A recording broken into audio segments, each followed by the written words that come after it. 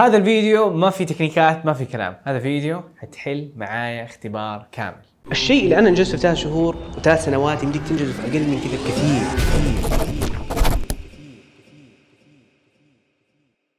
السلام عليكم ورحمة الله وبركاته، يا اهلا وسهلا جايز، معكم عبد الرحمن حجازي. وهذا الفيديو باختصار ما هو فيديو اتكلم فيه واشرح فيه واجيب لكم قصة. باختصار هذا الفيديو عبارة عن اختبار للاستماع بالكامل.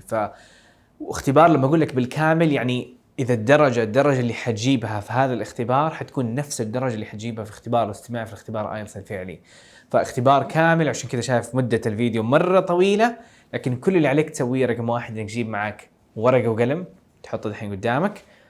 حيبدأ الصوت، حيبدأ الفيديو يبدأ، أول ما أقول لك خلاص خلصنا فهنا حيبدأ الفيديو وحيبدأ قصدي الاختبار بالكامل، وحيكون بنفس طبيعة، نفس الوقفات، نفس التوقيت، نفس الطريقة، نفس الأسئلة، كل شيء حرفيا شبه مطابق للاختبار الفعلي. بعد ما تكون حليت فحتحل بدون ما توقف، حتمشي فيها زي كأنك في الاختبار بالضبط بدون ما تاخذ بريكات. حتكمل الاختبار بالكامل. بعد ما تكون كملت حيكون عندك 10 دقائق لنقل الإجابات. فحيكون عندك شيت حطيته تحت في الديسكريبشن عبارة عن ورقة الإجابة، فعليك تنقل أجوبتك من الورقة حقتك الفاضية ورقة A4 إلى ورقة أجوبة، وتنقل الأسئلة هذه الأجوبة اللي كتبتها إلى ورقة الأجوبة، اكتبها بشكل مرتب، تهتم بالسبيلينج، تنقلها. في عندك 10 دقائق اللي حتكون في النهاية. بعد ال10 دقائق هذه حيكون في الفيديو حشرح لك وحاعطي لك الأجوبة، وهذه الأجوبة باختصار حتشوف إنه كم منها بالضبط جبتها، كم منها كانت صح. وطبعا في اختبار الاستماع لازم تكون مهتم بالسبيلينج، فإذا حرف واحد غلط، يعني إذا جبت الإجابة كلها صح لكن بدل آي كتبت إيه الإجابة غلط، فتهتم بيها وتكتب الإجابة هنا وتشوف كم عدد الإجابات الصحيحة. وبعدها بعد ما أوريك الأجوبة حوريك جدول النتيجة، جدول حساب الدرجة، إنه أوكي إذا جبت 20 سؤال صح من 40 سؤال فكم حجيب في الآيلتس؟ هل حجيب 5.5 ولا 6.5 إلى آخره. فالجدول هذاك حيوضح لك وحيقول لك درجتك. فأبغاك كذا خلاص تكون مركز، جيب لك قهوة، جيب لك، ترى القهوة ما هي مسموحة لكن ممكن عشان تتدرب، يعني خلاص فضي نفسك دحين وكمل إذا أنت تكون 100% جاهز. ويلا نبدأ نتدرب على الاختبار. دقيقة، ليش قاعدين نسوي الاختبار التجريبي هذا أصلاً؟ بنسويه عشان وتعود نفسك على ضغط الاختبار. التكنيكات اللي شفتها في الفيديوهات في القناة بشكل عام يمديك تطبقها على أرض الواقع عشان تعرف مستواك وعشان تتعلم من أخطائك. وهذه أنا أحط عليها علامة كبيرة جدا. التعلم من الأخطاء حاجة جدا جدا مهمة. فالمهم دحين أبغاك تسويه إنك تركز، إنك تحاول وتحل بأفضل ما عندك وتغلط عادي، ولا تعصب ولا تتوتر ولا تقول الموضوع صعب، لأنه اختبار الآيلتس معياره من 9، فأنت ما أنت هنا عشان تجيبه 9، أنت هنا عشان تجيبه 6.5 7.5 5.5 whatever. فما أنت هنا عشان 9، فعادي تغلط. القسم الرابع أكيد حيكون صعب، القسم الأول عادي ممكن بعض الأحيان تنسى فيه، لكن حاول، أهم شيء إنك تحاول أفضل ما عندك. فيلا let's get started.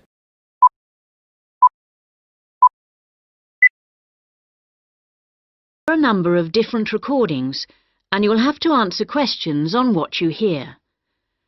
There will be time for you to read the instructions and questions, and you'll have a chance to check your work. All the recordings will be played once only. The test is in 4 sections.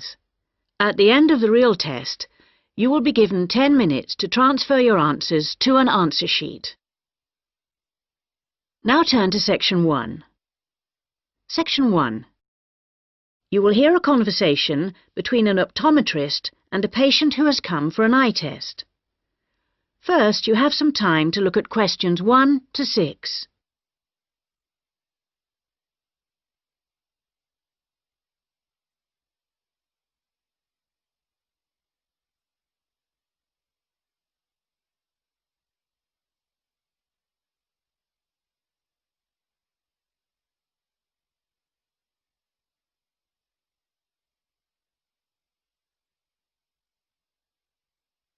You will see that there is an example that has been done for you. On this occasion only, the conversation relating to this will be played first. Good morning, can I help you? Yes, I'm here for an appointment at 10 o'clock with the optometrist. I'm a little early. I know it's only 10 to 10. Are you Simon Lee? Yes, I am. The time of the appointment is 10 o'clock, so 10 a.m. has been written in the space. Now we shall begin. You should answer the questions as you listen, because you will not hear the recording a second time. Listen carefully and answer questions 1 to 6. Good morning. Can I help you? Yes, I'm here for an appointment at 10 o'clock with the optometrist. I'm a little early. I know it's only 10 to 10. Are you Simon Lee? Yes, I am. I'm Rachel White, the optometrist here today. Come in and take a seat. Thanks. Before we test your eyes, I just need to get a few details from you. So, Simon, what's your full name? Simon Anthony. That's Anthony. And my family name is Lee. L-E-E. And your date of birth, Simon? The 1st of June, 1989. The 21st of June? No, the 1st of June. Oh, whoops, sorry. 1989. Ah, same year my son was born. What's your current address? I'm living at a hall of residence. Which one? At University Hall, not far from here, in Adams Terrace. University Hall. And do you have any medical insurance? Yes, I'm fully covered. And who are you insured with? I'm with Health for Life. Healthy Life. No, people always get that wrong. It's Health for Life. They're part of some big insurance company. Good. Now, Simon, have you ever had your eyes tested before? Yes, once, but not recently. It was when I was still at school. So, roughly when would that have been? Probably around September 2007. No, on second thoughts, it must have been the year before. September 2006. And my eyesight was fine then. But you're having a little difficulty now, are you? Well, yes. Since I started at university, I've been having difficulty with distance vision. I can't always see things in the distance. Well, let's have a look. Now, I'm just going to cover your left eye. Yeah. Can you read the top line? Yes. RBQS.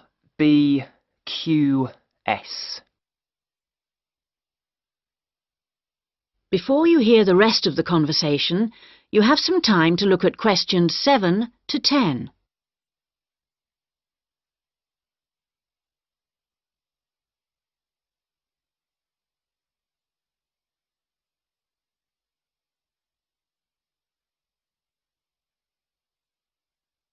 Now listen and answer questions 7 to 10. Well, Simon, your eyes have obviously got a little worse since your last test, and I think you're going to need to wear glasses. Not all the time, and not so much for reading or close work, but definitely for driving. Right, yes, I thought that was probably the case. So now you need to choose some frames. There's a wide range to choose from, as you can see. Can you give me some idea of the difference in cost? I quite liked the idea of some frameless glasses. Did you? Well, the prices vary enormously, like everything, but the frameless ones are the most expensive. The cheapest are the ones with the full frame. Perhaps I'd better go for those. Or why not try these ones with the half frame? They're not too bad. Yes, they look quite nice, and they're strong. Far less likely to break than the frameless ones. Oh, that's a good point. OK, I think I'll take those ones. If you pop back next Monday, I should have them ready for you, and you can pay for them when you pick them up. Thanks very much. Can I pay by credit card? You can, but there'll be a slight charge if you do that. Right, I'll pay by cash then, if you don't mind. No problem. Cash, credit card, debit card, all the same to us. See you on Monday. That is the end of section 1. You now have half a minute to check your answers.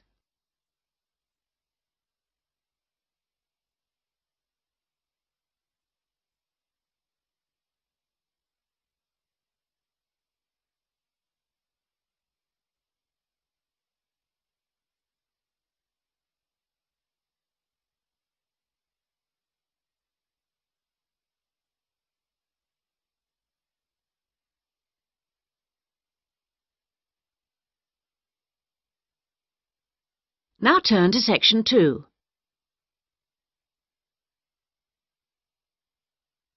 Section 2. You will hear an extract from an audio guide to the Taj Mahal. First, you have some time to look at questions 11 to 16.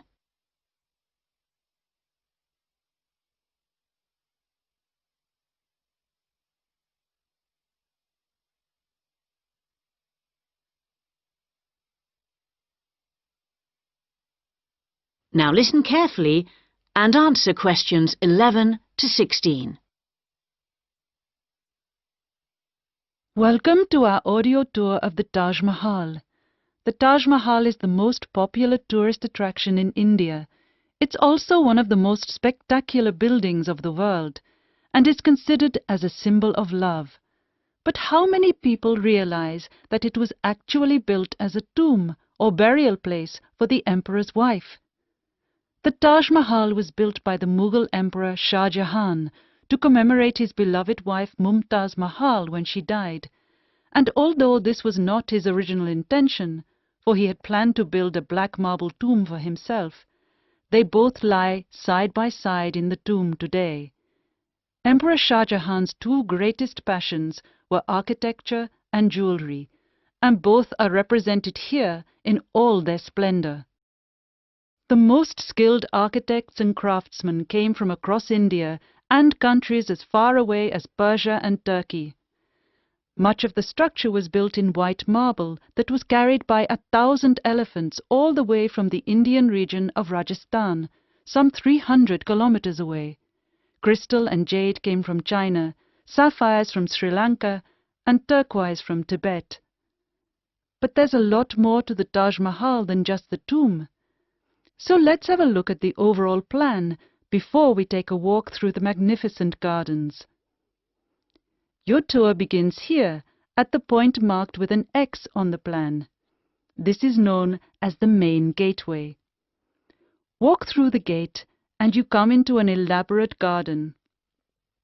There are 2 marble canals studded with fountains which cross in the center of the garden, dividing it into 4 equal squares.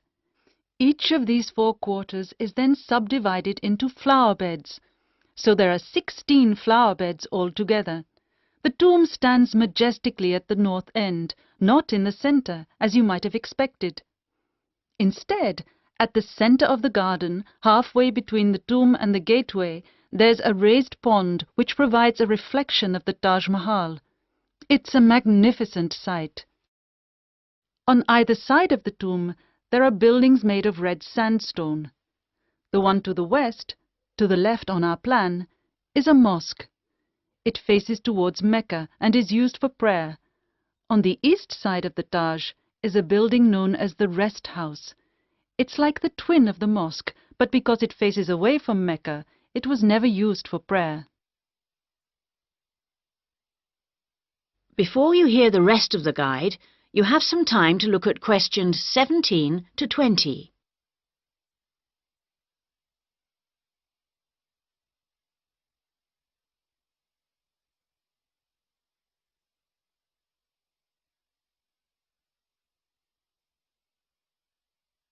Now listen and answer questions 17 to 20.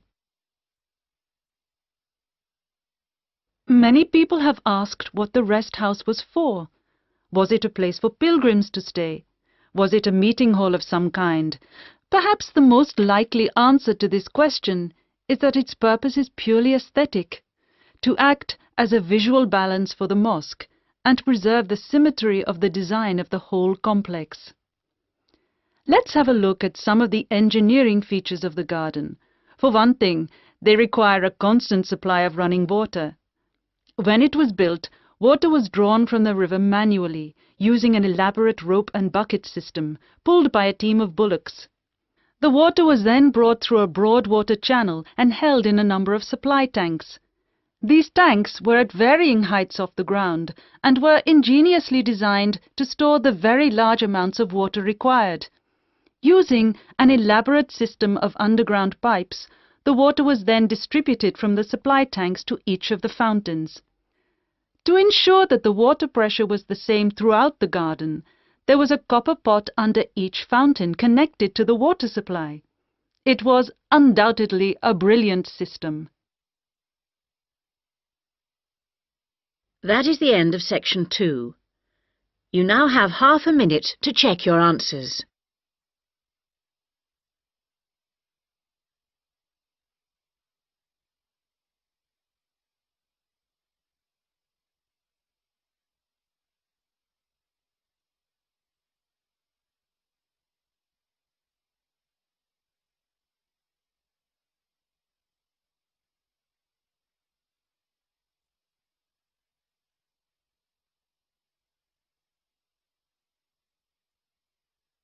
Now turn to section 3. Section 3. You will hear a tutor and 2 students discussing the crop rice. First, you have some time to look at questions 21 to 24.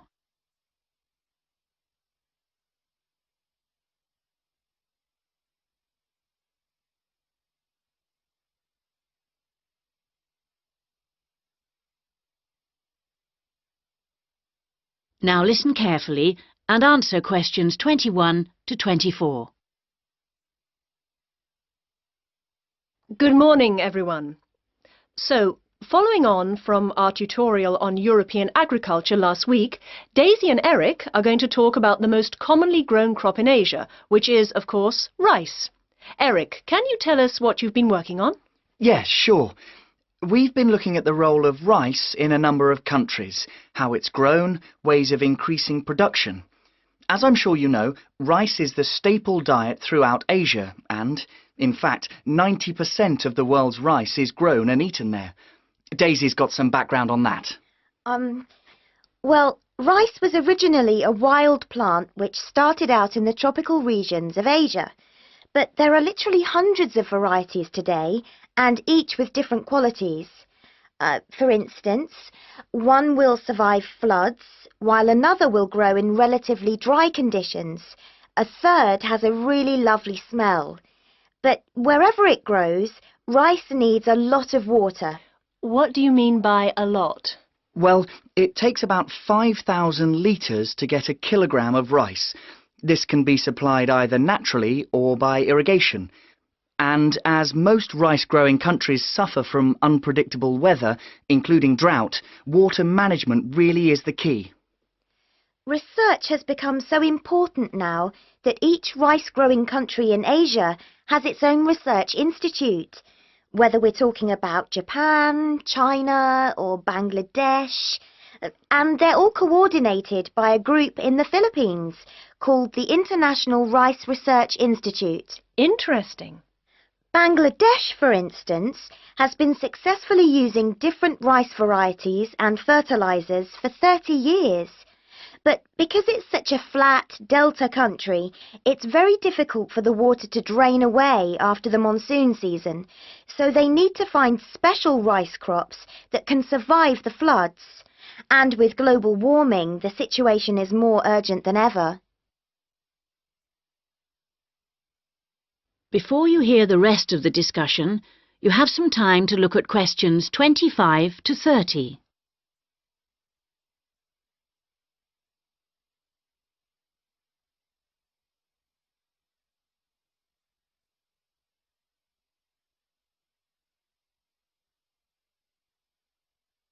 Now listen and answer questions 25 to 30. Now I'd like to move on to our comparative study. As you can imagine, China is the world's biggest rice-producing country. Collectively, the Chinese people probably eat more than 3 billion bowls of rice every day. Quite a statistic. And of course, rice plays an important cultural role too. We then compared China to Thailand. You know, even though Thailand only has about 64 million people, it's the world's #1 exporter of rice. Not China, as you might imagine. Is that so? Yes, they send their rice everywhere, in particular to Europe, as well as Africa and the Middle East. Apparently, the fact that jasmine rice is growing in popularity is one reason why Thailand's rice export industry is doing so well. People want something a bit different. And of course, Thailand is well suited to rice growing. Good climatic conditions and lots of fresh water. Going back to China for a minute, we should mention that at the Rice Research Institute in Huangzhou, they're working on ways of improving rice yields using less water. By yields, you mean the amount they can grow? Yes, they're trying to find ways to get more rice from less land, improve the taste, but also have other things in it besides carbohydrates so that it's healthier, better for you. Good idea, considering it's the staple food. And then you've got Japan, which is totally self-sufficient when it comes to rice. This is basically because they have a high tariff on imported rice, so everyone buys the homegrown product, and they don't export much. Yes, but, you know, even though rice is a kind of sacred crop there, consumption is only half what it was in the 1960s. This trend isn't evident in Thailand or China. Interesting that you mentioned how rice is almost sacred in Japan, because I believe in Thailand it also plays an important cultural role. Absolutely.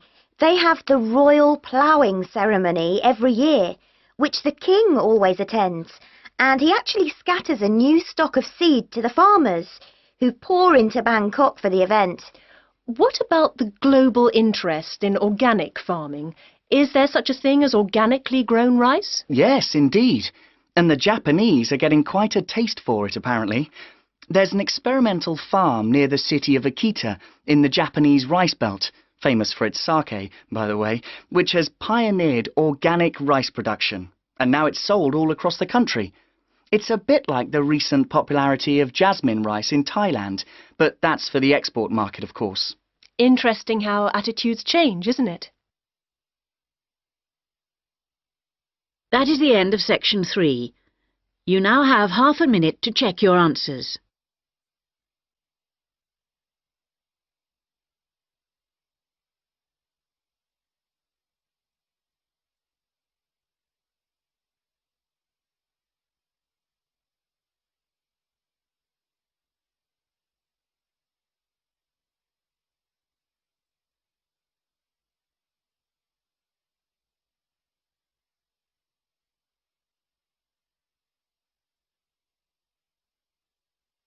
Now turn to section 4.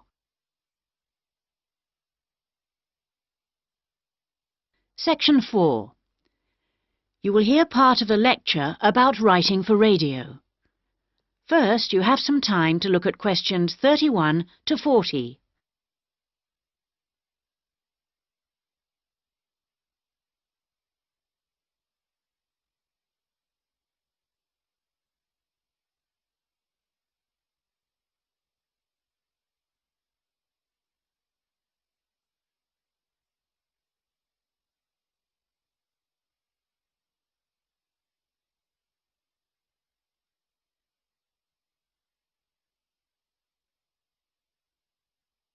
Now listen carefully and answer questions 31 to 40.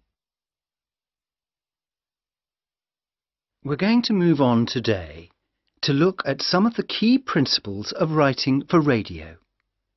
Of course, the main thing that you have to remember is that a radio script is not written to be read, but to be spoken and heard.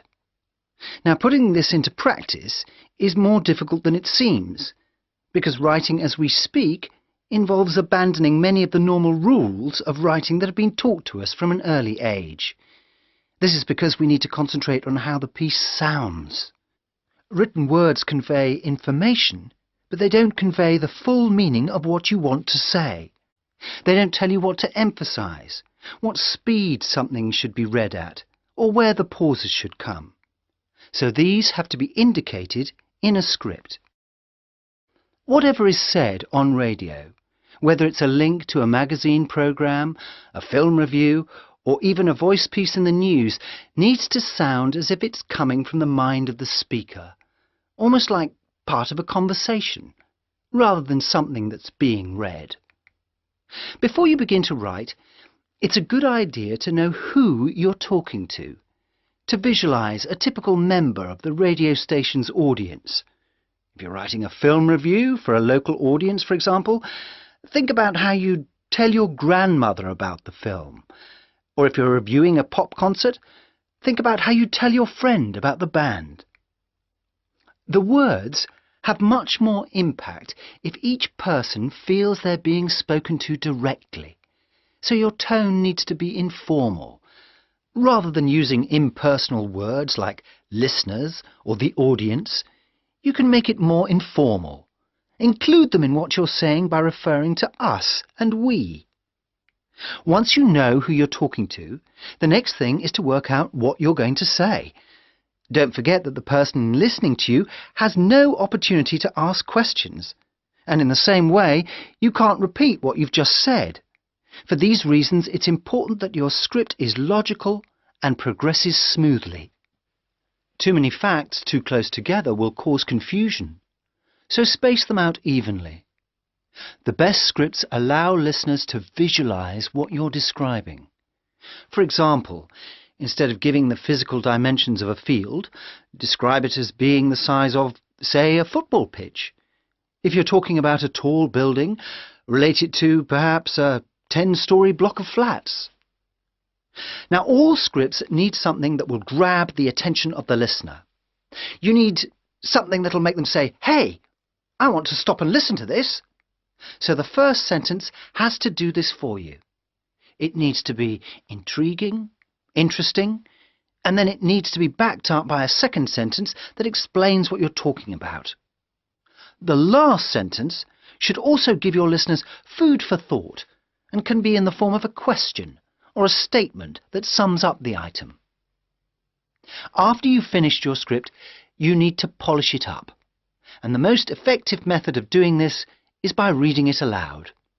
This also helps you to avoid tongue twisters or words that you might find awkward to pronounce. That is the end of section 4. You now have half a minute to check your answers.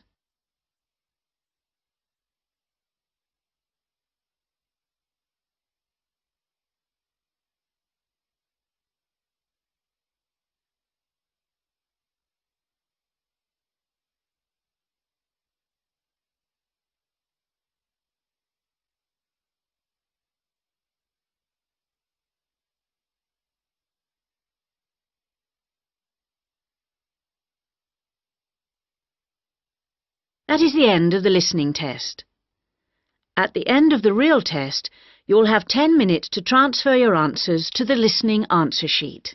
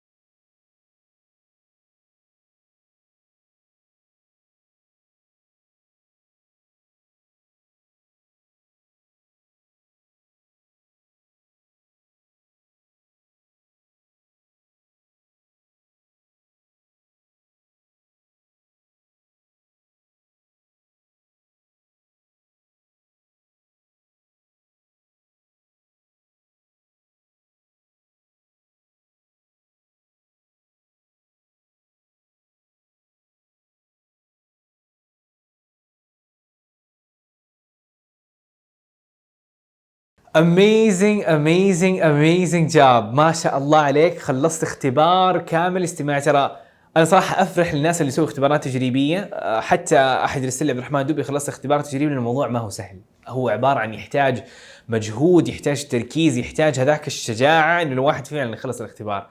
فاول شيء انا بقول لك انه الف مبروك انك سويت حاجه صعبه، انجزت شيء فعلا معظم الناس يخافوا منه يتهربوا منه. فهذه اول حاجه، يعني بقول لك هذا اللي وحده انجاز. الانجاز الثاني انه دحين اكيد انك سويت اغلاط، هذا انجاز انك تتعلم من اغلاطك. فدحين بعد كم ثانيه راح اوريك الاجوبه، وهذه الاجوبه ابغاك تقارن اجابتك باجابه الموجود، واذا كان عليه سلاش معناها هي كده او كده، فسلاش معناها او. فممكن بعض الأحيان إجابتين تكون صح، لكن معظم الأحيان هي إجابة واحدة اللي تكون صح. ولازم تتأكد من السبيلينج والكابيتال سمول والأس والجمع والمفرد. فإذا حرف واحد فيه غلطة أحسبه غلط، لا تغشش نفسك.